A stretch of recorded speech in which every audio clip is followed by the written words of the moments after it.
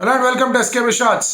2 మ్యాచ్లు ఓడిపోయిన తర్వాత ఎలాగైనా సరే గెలవాలన్న పట్టుదలతో ఉన్న చెన్నై సూపర్ కింగ్స్ మనం అనుకున్నట్టుగానే వాళ్ళు అలాంటి పిచ్చే తయారు చేశారు. కానీ టాస్ వాళ్ళ వైపు వెళ్ళల. ఆ పిచ్ అనేది వాళ్ళకి బెడిసి కొట్టేది, కానీ వాళ్ళ సారథి నిలబడిపోయాడు. ఈ మ్యాచ్లో సన్ రైజర్స్ని ఓడించింది. సరే, తుషార్ బాగా బౌలింగ్ వేసి ఉండొచ్చు, డ్యూ బాగా పడుతున్న జడేజా అద్భుతంగా బౌలింగ్ వేసి ఉండొచ్చు, శార్దుల్ దగ్గర నుంచి కాంట్రిబ్యూషన్ వచ్చి ఉండొచ్చు, పతిరానా వికెట్ తీసి ఉండొచ్చు. బట్ ఈ మ్యాచ్ ఎస్ఆర్హెచ్కి అడ్డంగా నిలుచుంది మాత్రం సిఎస్కే రాజు రుతురాజ్ గైక్వాడ్. ఏం జరిగింది, ఎక్కడెక్కడ మలుపులు జరిగింది, ఎందుకు రుతురాజ్ గైక్వాడ్ ఇన్నింగ్స్ అనేది అంత స్పెషల్ అనేది లెట్స్ గెట్ స్టార్టెడ్.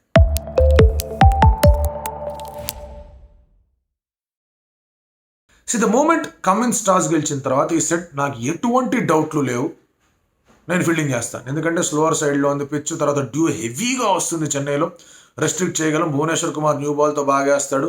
మేము ఒక ఎక్స్ట్రా బ్యాటర్ని తెచ్చుకున్నాం అన్నాడు, విచ్ మీన్స్ అక్కడ క్లియర్గా అర్థమవుతోంది దట్ ఆ పిచ్ల మీద రన్లు కొట్టడం కష్టం. బ్యాటర్స్ ఇదే మైండ్ సెట్లో వెళ్ళి ఆడాలి, అందుకే మీకోసం ఎక్స్ట్రా బ్యాట్స్మెన్ తెస్తున్నాను నేను, బౌలింగ్లో మేము చూసుకుంటామని ఒక రెస్పాన్సిబిలిటీ తీసుకున్నాడు. దీన్ని రెండు వైపులా చూసే అవకాశాలు ఉన్నాయి. ఒకటి ఏంటంటే, ఏమన్నా మెంటల్ దుబ్బిందా, ఎందుకు ఇక్కడ ఉన్న స్పిన్నర్ని కూడా కాదనకుండా అది కూడా చెన్నైలో ఇట్లాంటి పనులు చేస్తున్నాడు అనే ఒక ఆలోచన. This is the open way of looking it. Open way అంటే కనుక మనకు కనిపించేది, బట్ దీని వెనకాల దాగున్న ఐడియా అనేది ఆలోచించండి. As a captain or as a unit, ఒక మీ బౌలింగ్ యూనిట్ మీ బ్యాటింగ్ యూనిట్కి ఏం చెప్తుందంటే, మీరు ఆడుతున్న తీరులోనే ఆడండి. ఒక గేమ్ పోయింది కదా అని చెప్పేసి కంగారు పడకండి, పిచ్ ఏదో తేడాగా ఉంది కదా అని కంగారు పడకండి. మీరు ఆడుతున్న తీరులోనే ఆడండి. మీకోసం ఒక ఎక్స్ట్రా బ్యాట్స్మెన్ తీసుకొచ్చాం, బౌలింగ్ కావాలంటే మేము ఎత్తుకుంటాం లోడ్ అంతా అని చెప్పారు. సో ఇక్కడ ఆల్దో సన్ రైజర్స్ బౌలింగ్ అనేది బాగా రన్లు కన్సిడర్ చేసింది. వాళ్ళు వేసిన పిచ్లు కూడా అలాగే ఉన్నాయి, రన్స్ అనేవి అలాగే కన్సిడర్ అవ్వను. All those things have happened. అయినా కూడా they are telling their batters, you go head, మేము చూసుకుంటాం. సో ఇది ఒక అగ్రెసివ్ మైండ్ సెట్. ఈ అగ్రెసివ్ మైండ్ సెట్ అనేది ప్రతిసారి వర్కౌట్ అవుతుందంటే ది ఆన్సర్ ఈజ్ నో. వాళ్ళు అందుకే వర్కౌట్ కాదు. అగ్రెసివ్ మైండ్ సెట్ వర్కౌట్ కాలేదు. సడన్గా టార్గెట్ బికమ్ టూ హ్యూజ్. ఆ పిచ్ అనేది ఏమాత్రం బ్యాటింగ్ అనుకూలించాలి. బాల్ తడిసి ముద్దైపోయినా కూడా బ్యాట్ మీదకి రావట్లే. అంటే ఎలాంటి స్లో పిచ్ ఇచ్చారో ఆలోచించుకోండి ఇంకా. సో ఇటువంటి సర్ఫేస్ మీద Chennai was able to put 210, 212. ఇక్కడ ఎస్ఆర్హెచ్ మ్యాచ్ కూలిపోయింది. ఆల్దో మనం బౌలర్స్ మంచి చేశారు, కమిన్స్ అని నిర్ణయం తీసుకున్నాడు, బ్యాటర్స్కి చెప్పారు మేము చూసుకుంటాం అది ఇది అన్నవాళ్ళు. The moment they conceded 212 at Chepauk, match is gone. చాలా కష్టం మ్యాచ్ గెలవడం, అక్కడ చాలా కష్టం చేసుకుంటూ. మార్కస్ స్టోయినిస్ బ్రిలియన్స్ వర్కౌట్ అయింది. ఎస్ఆర్హెచ్ కూడా వర్కౌట్ అవుతుందేమో అనుకున్నారు, బట్ ఆ పిచ్కి ఈ పిచ్కి ఇంకొంచెం స్లోనెస్ అనేది తయారైంది. అలాంటి స్లోనెస్ ఆఫ్ ద సర్ఫేస్లో డ్యూ అంతగా సెట్ ఇన్ అవ్వకముందు, ఇంకా కష్టంగా కనిపిస్తూ ఉన్నప్పుడు, ఒక మనిషి నిలబడిపోయి అలిసిపోయినా కూడా ఎక్కడ కూడా నేను వదిలేస్తాను, నా వల్ల కావట్లేదురా స్వామి అని ఒక ఎక్స్ప్రెషన్ కూడా ఇవ్వకుండా నేనున్నా నీకెందుకు అని చెప్పి టీం మొత్తానికి భరోసా ఇచ్చి నిలబడ్డాడు రుతురాజ్ గైక్వాడ్. లాస్ట్లో అతని షాట్ కూడా 98 ఉన్నప్పుడు మామూలుగా రిస్క్ తీసుకోకుండా ఫ్రీ షాట్ 100 కొట్టుకోవచ్చు, ఆ పని చేయలే. గట్టి షాట్ ఆడే ప్రయత్నం చేశాడు. డాట్ బాల్ ముందు వచ్చింది, ఆ తర్వాత గట్టి షాట్ ఆడే ప్రయత్నం చేశాడు. అలిసిపోయాడు, అక్కడ అలిసిపోయాడు. He was very tired. మామూలు హ్యూమిడిటీ ఉండదు చెన్నైలో. ఈ హీట్కి ఆ హ్యూమిడిటీకి మీ బాడీలో ఉన్న జ్యూస్ అంతా కూడా ఆవిరైపోతుంది. టూ మచ్ ఆఫ్ డిహైడ్రేషన్ వస్తుంది. అక్కడ ఆడాలి, అక్కడ పరిగెత్తాలంటే చాలా కష్టం. అలాంటిది అంత మంచి ఇన్నింగ్స్ ఆడాడు. ఇటువంటి ఇన్నింగ్స్ అనేవి అది సెంచరీ అయిందా అవ్వలేదా, ఇట్స్ బై ప్రొడక్ట్. ఎప్పుడు చెప్తే ఇండివిజువల్ రికార్డ్స్ అనేవి they're all by products. But ఆ టీంకి అంత దాకా స్కోర్ వచ్చిందంటే this should go down as one of the best knocks of IPL. మీకు 40 బాల్ 100లో, 39 బాల్ 100లో, all of these things are very very good. But ఇది రియల్గా challenging condition. It's a really challenging pitch and ball bat మీదకి రావట్లేదు, ఇబ్బందికరంగా ఉంది. And mind వాళ్ళ టాప్ ఆర్డర్ ఏమాత్రం కాంట్రిబ్యూట్ చేయాలి. ఇప్పటిదాకా Rahane didn't contribute, Mitchell didn't contribute. వాళ్ళ మిచెల్ కాంట్రిబ్యూషన్ అనేది హెల్ప్ అయింది వాళ్ళకి. మిచెల్ 30 బాల్స్ అయితే కొట్టాడు, 160, 170 స్ట్రైక్ రేట్తో. It help them very very much. ఫీల్డ్లో కూడా క్యాచ్లు పెట్టాడు, దట్స్ డిఫరెంట్ స్టోరీ. అండ్ మిచెల్ని బ్యాక్ ఉన్నందుకు అతను ఒక రకంగా అరే boss this is what I can do అని చెప్పగలిగాడు. ఆ ఫ్యాన్స్ ఒక ట్రస్ట్ని గెలుచుకోగలిగాడు, యాజమాన్యం ట్రస్ట్ గెలుచుకున్నాడు కాబట్టి still there in the squad. రిజ్విన్ పంపించుంటే ఇంకా బాగుండేది. Would have taken the attack. Ruturaj మీద కాస్త లోడ్ తగ్గించేవాడు, but still they went with the same team. Ruturaj Gaikwad ఒకనొక దశలో 7 బౌండరీలు మాత్రమే కొట్టాడు, still he was striking at 160. ఎట్లా పరిగెడతాడు, గుడ్డు పరిగెడతాడు, డబుల్ పరిగెడతాడు, సింగిల్ పరిగెడతాడు. ఎప్పటికప్పుడు ప్రతి బాల్ స్కోర్ చేద్దామని చూస్తాడు. అవసరమైనప్పుడు దాన్ని మ్యాక్సిమైజ్ చేసుకుందామని ప్రయత్నం చేస్తాడు. పవర్ ప్లే తర్వాత కూడా ఎక్కడ కూడా అలసట రాకుండా ఆడాడు.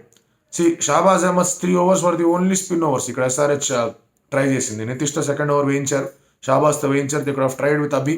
ఎందుకో పూర్తిగా వాళ్ళది వర్కౌటే కాలేదు. వాళ్ళకి భూమితో ఫస్ట్ 3 overs వేయించారు. తర్వాత నటరాజన్ బాగా వేసాడు బౌలింగ్. ఒక ఓవర్లో ఏదో రన్స్ కిల్లర్ అని మాట్లాడుకుంటారు, కానీ still bowled really well. Unadkat second last over అద్భుతంగా బౌలింగ్ వేశాడు. ప్యాట్ కమిన్స్ దగ్గర నుంచి కొన్ని రన్స్ వెళ్ళినా కొన్ని డెలివరీస్ బాగా పడ్డాయి. But it was all one man. Shivam Dube దగ్గర నుంచి కాంట్రిబ్యూషన్ వచ్చింది. శివం దుబే ప్రతిసారి చెప్తున్నాడు, అరే నన్ను ఫేజెస్లో చూడకండి, 1 to 5లో ఆడతానా, 5 to 10లో ఆడతానా, 11 to 15లో ఆడతానా చూడకండి.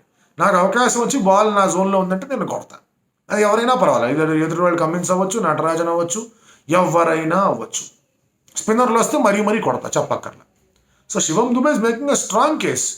Even if you want me to play like a finisher, I will play. అదే చేశాడుగా. ఇప్పుడు మిచ్చల్ అవుట్ అయ్యాడు, కొంచెం లేట్గా అవుట్ అయ్యాడు. శివం దుబే వచ్చాడు, ఈ ప్లేడ్ లైక్ అ ఫినిషర్. సాధారణ ఒక 3 down 4 down వచ్చే పొజిషన్, ఇది బాగా ఆడాడు. So is making it count. Ruturaj Gaikwad అద్భుతంగా ఆడాడు. చెన్నై ఫ్యాన్స్ అనుకుంటే 100 కొట్టుంటే ఓడిపోయేవాళ్ళం, 100 కొట్టలేదు కాబట్టి గెలిచామని అనుకుంటున్నారు కొంతమంది.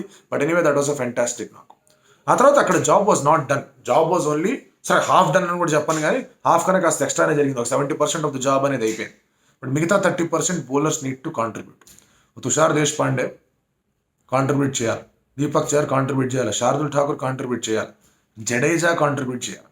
ఎప్పుడు కూడా ఫిజ్ మీద పతిరడా మీద డిపెండ్ అయ్యామంటే వాళ్ళు హ్యాండ్స్ ఇచ్చారంటే కనుక మళ్ళీ ఇంకొక చేజ్ అనేది వెళ్ళిపోతుంది. చెన్నై సూపర్ కింగ్స్ క్వాలిఫై అవ్వడమే కష్టం అవుతుంది. అలా కాకుండా అక్కడ స్టార్టింగ్లోనే లాంగ్ సైడ్ ఆఫ్ ద బౌండరీని యూటిలైజ్ చేసుకొని అక్కడ ఒక మంచి ఫీల్డర్ని పెట్టి అక్రాస్ ద యాంగిల్ వేసే ప్రయత్నం చేయడం. 2 6 వెళ్ళే ఆ ఓవర్లో స్టిల్ ఈ బౌల్డ్ దట్. బికాస్ పిచ్ స్లోగా ఉంది కాబట్టి ఆ బాల్ అక్కడికి వెళ్ళినా థిక్ ఎడ్జ్ తగిలినా, thick outside of the బ్యాట్కి తగిలినా ఫైన్గా కాకుండా కాస్త స్క్వేర్గా వెళ్ళింది, అందుకే అక్కడ అవుట్ అయ్యాడు. అభి అట్లాగే అవుట్ అయ్యాడు. గట్టి కొడదాం కూడా బాల్ మీద పేస్ రాలేదు, అందుకే అది వెళ్ళలేదు. లాంగ్ బౌండరీ క్యాచ్ అవుట్ అయ్యాడు. ట్రావిస్ హెడ్ అలాగే అవుట్ అయ్యాడు. అన్మోల్ ప్రీత్ వచ్చాడు, వెళ్ళిపోయాడు. Impact shop was only active for 1 ball. అక్కడ బిడ్స్ కొట్టింది. So this is where SRH got it wrong. But again ఆ గాట్ ఇట్ రాంగ్ వెనకాల లాజిక్ మీరు అర్థం చేసుకుంటే that was the process. So that was the process and that was the Bharosa. So దానివల్ల అందుకే ఓడిపోయారని చెప్పేసి ఆల్ ద స్పిన్ లేకుండా చేయడం ఏంటనేది కనిపిస్తుంది, కాదనట్ల. అది రీజనే.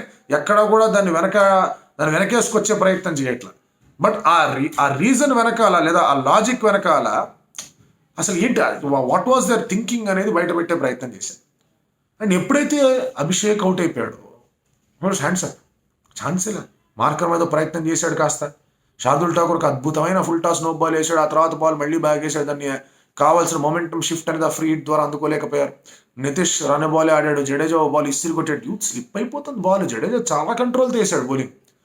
6 runs per over కూడా వెళ్లకుండా అంత కంట్రోల్తో వేయడం అంటే మామూలు విషయం కాదు. And of course Markram left arm spinners అగేన్స్ట్గా దొరుకుతాడు, అది మాటలు ఉన్నా కూడా it is still difficult to bowl. బాగా వేసాడు. అండ్ అక్కడ నితీష్ కొట్టబోయాడు, అవుట్ అయిపోయాడు. తర్వాత మార్కరమ్కి అద్భుతమైన యార్కర్ పడింది. మిడిల్ స్టంప్ ఎగిరింది అక్కడ పతిరాణా వేస్తే. క్లాస్ అని ఆడదాం అనుకున్న 21 balls 20 బాగా స్ట్రగుల్ అయినట్టు కనిపించాడు. షాబాజ్ అవుట్ అయిపోయి ఎక్కడ లేదు. The moment Abhi was gone, match was gone. ఎందుకంటే మీకు ఆ ఎక్స్ట్రా పుష్ ఇవ్వగలిగే ప్లేయర్ కావాలి స్కోరింగ్ రేట్తో. చెన్నైలో ఇటువంటి భారీ స్కోర్ గెలవాలంటే, కొట్టాలంటే. Marcus Stoinis did that right from the first over last మ్యాచ్లో. అభిషేక్ శర్మ కూడా ఆ పని చేసి ఉంటే కనుక వర్కౌట్ అయ్యేది. అది డిడ్ నాట్ వర్కౌట్. అండ్ మీ బాల్ తడైపోతుంది, బట్ స్టిల్ బ్యాట్ మీదకి రావట్లేదు. అంటే you can imagine what kind of a surface was that. So అటువంటి సర్ఫేస్ మీద అందుకే మళ్ళీ రుతురాజ్ గైక్వాడ్ ఇన్నింగ్స్ని మళ్ళీ పొగడాలి. అండ్ రుతురాజ్ గైక్వాడ్ గురించి ఒక విషయం చెప్పాలి. రుతురాజ్ గైక్వాడ్ గురించి మనం మాట్లాడుకుంటే కానీ ఇటువంటి వికెట్స్ మీద is the most bankable batter. మీకు వెస్టిండీస్లో దొరికే వికెట్ కూడా మోస్ట్ ఇలాగే ఉండొచ్చు. మంచి ఫ్లాట్ ట్రాక్ల మీద ఫాస్ట్ బౌలర్ని బాగా ఆడతాడు. స్లో వస్తేనే ఆడడం కదా, లాఫ్టెడ్ షాట్లు అద్భుతంగా ఆడతాడు. బట్ తనకి 2 ఏళ్ల క్రితం అవకాశం వచ్చినప్పుడు ఒకసారి ఇంజరీ అయింది, మళ్ళీ అవకాశం వచ్చినప్పుడు మళ్ళీ ఇంజరీ అయింది. ఆ అన్టైమ్లీ ఇంజరీస్ ఏవైతే జరిగాయో అతనికి ప్రతిసారి అదొక ఆటంకంగానే మారుతుంది ఇండియన్ టీంకి రావాలంటే. ఇప్పుడు కూడా ఈవెన్ స్టాండ్ బైలోకి వెళ్ళాలన్నా కూడా they might be thinking Gill but not Gaikwad. ఎందుకంటే ఇంటర్నేషనల్ పరంగా గిల్ కొంచెం ఆడాడు. లాస్ట్ ఇయర్ ఐపీఎల్లో కూడా బాగా ఆడాడు. Whatever the situation is, Ruturaj Gaikwad కూడా బాగా ఆడుతూ వచ్చిన ఇంటర్నేషనల్గా అన్ని ఫార్మాట్స్లోనూ అండ్ వన్డే ఫార్మాట్లో వైట్ బాల్లోనూ గిల్ బాగా ఆడాడు కాబట్టి will be still considered over. అదే ఆ 2 ఏళ్ల క్రితం ఇంజరీలు జరగకుండా ఉండడు, it would have been a completely different story with Ruturaj Gaikwad. ఇవాళ ఇన్నింగ్స్ ఆఫ్ ఆల్ దోస్ అన్ని 100s అన్ని పక్కన పెట్టండి, this ranks as one of the best innings of Ruturaj Gaikwad. Last మ్యాచ్లో కూడా కొట్టాడు, అది కూడా మంచి, దానికన్నా దారుణమైన పిచ్ ఇది. ఇద్దరికిద్దరు. రుతురాజ్ గైక్వాడ్ టాస్లో ఐ వాజ్ నాట్ హ్యాపీ అన్నాడు. నేను టాస్ గెలిచుంటే బాగుంది, ఎందుకు టాస్లో ఓడిపోతున్నాడు ఫేస్ పెట్టాడు. అండ్ అలాంటిది ఆ పిచ్ మీద బాగా ఆడంటే మరొకసారి మెచ్చుకోవాలి. No SRH what is going wrong for them. 200 చేసి చేయలేకపోతున్నారా, వాళ్ళకంత సినిమా లేదా? ఎస్, ప్రాబ్లం ఉంది. ఎందుకంటే వాళ్ళకి అర్థం కావట్లేదు హౌ టు అంటే ఒక టార్గెట్ని చేస్ చేసేటప్పుడు ఎట్లా దాన్ని ఒక మెజర్డ్ వేలో వెళ్ళాలో అర్థం కావట్లేదు. స్టార్టింగ్లో వికెట్లు పడిపోయిన తర్వాత ఒక రిజరక్షన్ అనేది వాళ్ళకి రావట్లేదు. అలాగని చెప్పేసి అయిపోయింది, వాళ్ళకి సమస్య అయిపోయిందని చెప్పడానికి కూడా లేదు. వాళ్ళకి ఇంకా 10 పాయింట్లు అది గుర్తుపెట్టుకోవాలి. They still have 10 points. 10 పాయింట్లు గెలుచుకొని ఉన్నారు వాళ్ళు. అండ్ వాళ్ళకి ఇంకా 5 గేమ్లు ఉన్నాయి. 5 గేమ్లో 4 గెలిచినా they might end up at top 2. 3 గెలిస్తే they will end up at qualifying. So 3-5 they can definitely win, అందులో డౌట్ లేదు. అండ్ అందులో 3 వాళ్ళకి హోమ్ గ్రౌండ్లో ఉన్నాయి. So it is not a big deal, లేకపోతే ఇప్పటికే వాళ్ళకి ఏదో అయిపోయిందని చెప్పడానికి లేదు, మునిగిపోయారని చెప్పడానికి లేదు. బట్ ఈ లాస్ట్ 2 గేమ్లు అనేవి ఒక complete wake up call for them. What is happening in there చేస్? ఎందుకు ప్రాబ్లం అవుతుంది? ఆర్సీబీతో మ్యాచ్ గెలవాల్సిన మ్యాచ్, అప్పిచ్చి కూడా కాస్త స్లో అయినా కూడా it would have been still manageable. అదే అక్కడ ఎందుకు కోల్పోయారు? ఇక్కడ ఏం జరిగింది? ఎక్కడెక్కడ ఎట్లాంటి ప్రాబ్లంలు అవుతున్నాయి? ఎటువంటి లెన్స్ బౌలర్లు వేయబోతున్నారు? కొంచెం హోంవర్క్ అవసరం, డెఫినెట్లీ అవసరం. Still not curtains for them. ఇంకా 10 దగ్గరే ఉన్నారు. 2, 3, 4, 5 అందరూ ఒకే పాయింట్లలో ఉన్నారు, ఒకే కైండ్ ఆఫ్ గేమ్లు ఉన్నాయి. 6 కాస్త ఎక్స్ట్రా గేమ్ ఆడింది ఢిల్లీ క్యాపిటల్స్. అండ్ వాళ్ళు ఆలోచిస్తున్నారు, ఆహా Chennai thank you so much, రేపు మేము కేకేఆర్ని కొట్టేస్తాం, నెంబర్ 2కి వెళ్ళిపోతాం అని ఆలోచిస్తున్నారు. సో అటు చెన్నై కానీ, ఇటు హైదరాబాద్ కానీ, లక్నో కానీ రేపు కేకేఆర్ గెలిస్తే నయమయ్యా బాబు, వాళ్ళు 12కి వెళ్ళి కూర్చున్నారంటే మా ఒక ఇది తగ్గిపోతుంది, ఇదేం కావాలా అని చెప్పేసి ఆలోచిస్తున్నారు. బట్ పాయింట్ ఈస్, ఎవరు గెలిచినా కూడా ఎక్కడో అక్కడ ఏదో ఒక రూపంలో ఆ ప్రెషర్ అనేది కనిపిస్తుంది. నెట్ ఆన్ నెట్ ప్రెషర్ కూడా రావచ్చు. ఒకవేళ కేకేఆర్ గెలిచి 12కి వెళ్తే they will still be seeing what's happening, ఏంటి పరిస్థితి అని. బట్ వాళ్ళు పైన ఉన్నారు కాబట్టి వాళ్ళు గెలిస్తే వీళ్ళు బెటర్ అనే ఆలోచన వీళ్ళకు ఉంటుంది. దట్స్ డిఫరెంట్ స్టోరీ, దాని గురించి తర్వాత మాట్లాడదాం. బట్ ఇక్కడ ఒక్క విషయం చెప్పాలి, నితీష్ కుమార్ రెడ్డి లాంటి ప్లేయర్లని ఎంత తొందరగా ఆల్రౌండ్ సెటప్లోకి తీసుకొచ్చి ఫాస్ట్ ట్రాక్ చేస్తే అంత మంచిది. ఇటువంటి 2 ఫెయిల్యూర్లు వచ్చాక అబ్బాయి ఏం సరిపోతున్నాడు, ఏమన్నా డొమెస్టిక్ ఆడడం వేరు, ఇక్కడ ఆడడం వేరు అని చెప్పి ఇక్కడ కళ్ళబుల్లి మాటలు మాట్లాడితే కనుక చాలా చాలా బాగోదు. హార్దిక్ పాండ్యా తర్వాత is the only player who can bowl and bat. మిగతా వాళ్ళు ఎవరు కూడా అంత కన్విన్సింగ్గా బౌలింగ్ బ్యాటింగ్ చేయలేరు. అలాంటి ఒక ఆల్రౌండ్ ఇస్ జస్ట్ 20 or 21. అతన్ని నర్చర్ చేయాలి, తీసుకొని రావాలి. అతని స్టాండ్ బైగా కొన్ని టూర్లకి పట్టుకోవాలి. వరల్డ్ కప్కి పట్టుకుపోయినా కూడా I won't be surprise. And పట్టుకెళ్ళాలి కూడా. అతను ఆడించద్దు, అతను ఆడాల్సిన అవసరమే లేదు, ఆడకూడదు కూడా. కానీ స్టాండ్ బైలోకి అసలు ఏం జరుగుతుందని చెప్పి అవగాహన, ఆ వాతావరణానికి వెళ్ళిన తర్వాత బీసీసీఐ నేను ఎప్పుడు చెప్తూ ఉంటా, ఒక ఆల్రౌండర్స్ కండక్ట్ చేసిన క్యాంప్లో హీ వాజ్ దేర్. అతని మీద చాలా ప్రత్యేకమైన శ్రద్ధ ఉంది. 2 మ్యాచ్లు పోయాయి కదా అని చెప్పి సర్లే అనుకోవడం కరెక్ట్ కాదు. ఈజ్ ఇప్పుడే బ్యాకప్ అయిపోయాడు, ఇంటర్నేషనల్ ఏవాడు. పాయింట్ ఇక్కడ ఇంటర్నేషనల్ ఆడాడా కాదా అని కాదు. ఒక బిజినెస్లో ఒక టర్మ్ ఉంటుంది, TINA, there is no alternative. Hardik Pandya ప్రస్తుతానికి అలాంటి సిచ్యువేషన్లో ఉన్నాడు. అది అతనికి మంచిది కాదు, దేశానికి మంచిది కాదు, ఆర్ అదర్ దేశ క్రికెట్ టీంకి మంచిది కాదు. సో అలా ఎన్ని ప్రత్యామ్నాయాలు క్రియేట్ చేసుకుంటే అంత మంచిది. ఇది కొంతమంది బిఫోర్ దే సింప్లీ ఏం చేశాడు నితీష్ అని క్లాస్ ఏం పీకలే వాళ్ళ మ్యాచ్లో అవుతాయి. ప్రతి ఒక్కళ్ళకి నేను ఎప్పుడూ చెప్తూ ఉంటా, మీరు ఒక మ్యాచ్లో ఏం జరిగింది, 2 మ్యాచ్లో ఏం జరిగింది దాంతోపాటు అవగాహనకు రావడం కరెక్ట్ కాదు. అలాగే ఒక మ్యాచ్లో జరిగిన దాన్ని బేస్ చేసుకుని ఇంకొక మ్యాచ్లో జరిగిన దాన్ని బేస్ చేసుకుని కంపేర్ చేసుకుని ఈ మ్యాచ్లో ఆడాడు కదా, ఆ మ్యాచ్ గురించి ఏంది మాట్లాడేది అనడము కరెక్ట్ కాదు. Form is different, class is different, pattern is different. వాటి గురించి రేపు వీడియోలో క్లియర్గా చెప్తాను మీకు. బట్ ఎనీవే, ఇక్కడ ఈ మ్యాచ్ అనేది once again it is Ruturaj Gaikwad's brilliance.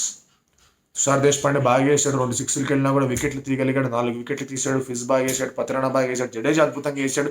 Everything worked well, but it was all set up by their captain. So ఈ నాక్ అనేది స్పెషల్ నాక్ ఇది. And Chennai once again they're back. ఒక టాప్ 4 రేస్లో they are back. And SRH net run అనేది కూడా బాగా తగ్గించారు. So చూడాలి నెక్స్ట్ మ్యాచ్ అనేవి ఎలా ఉంటాయి, ఏంటి పరిస్థితి అని చెప్పి మీరేమనుకుంటున్నారు?